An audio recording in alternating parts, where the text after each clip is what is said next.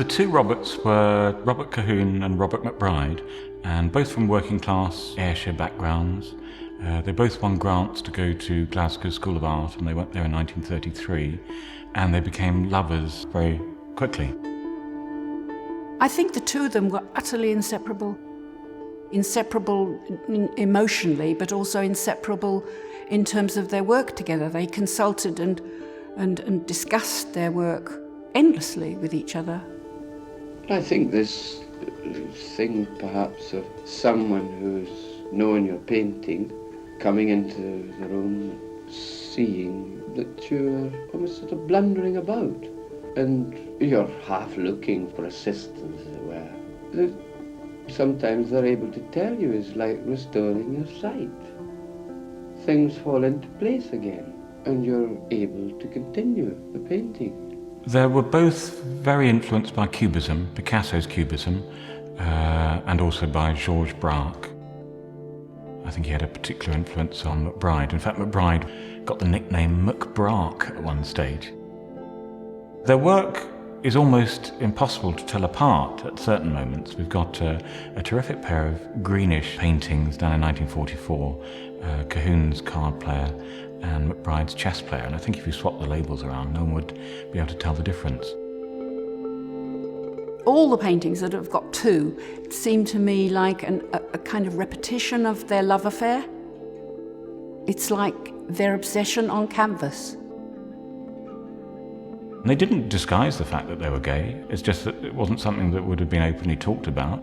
But it does come through in some of their pictures. There are a number of paintings by Colquhoun which show two figures. And if you've got photographs of Colquhoun and MacBryde to hand, you can see that they're them. In two of them, the MacBryde figure in blue morphs into a woman. It's so contemporary. It's the kind of thing you'd expect Andy Warhol or Cindy Sherman to get excited about. In 1951, they were turfed out of their flat in Notting Hill, and they had nowhere else to go. So a friend of theirs, Elizabeth Smart, who was the partner of the poet George Barker, she'd got 4 kids, and she rented a house in Essex countryside, Tilty Mill House it was called. And she said, look after my 4 kids. I'm working in London during the week. You can look after them and I'll come back at weekends. So these two hellraisers, classic bohemians, ended up looking after the 4 kids.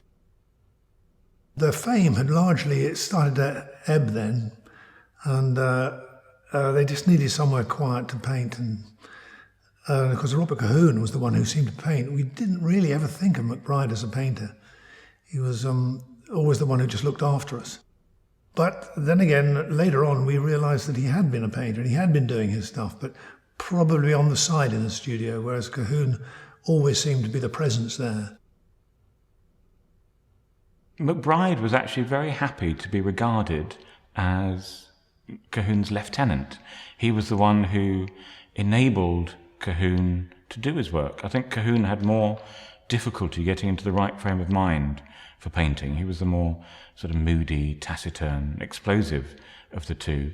And he was also the one, Colquhoun was known as the artist who had the greatest talent. He was sort of touted as the great future of British art, at a time when Francis Bacon and Lucian Freud were around, so that was really some compliment.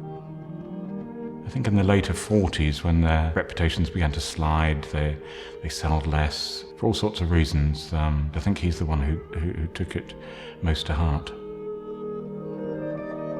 I think part of the problem was drink. It's a sad truth that I think by the late 40s, early 50s, they probably would have been classed as alcoholics, and I think it all just started to spiral and catch up on them. Colquhoun died at 47 or 48. I mean, my God, think what would have happened if he'd gone on to become a painter like, as old, say, as Francis Bacon or Lucian Freud. They would have had a great body of work later on if they'd survived. I kind of believed all the hype over the years has been about Colquhoun being the great artist. To me, and I know it isn't actually just because I loved Robert and knew him, I actually think MacBryde is probably, well, he's definitely as good. I mean, I think they're wonderful pictures, absolutely marvellous. I think one of the appealing things about them is that they're not known. If you read memoirs of the period, books on post-war art, they appear as a sort of flash in the 1940s, and then their work is often dismissed or forgotten, or they're remembered as hard-drinking, awkward characters. But the key thing for me working in a museum was to resurrect their pictures. And one of the main things that I've got out of the show is seeing just what great artists they were.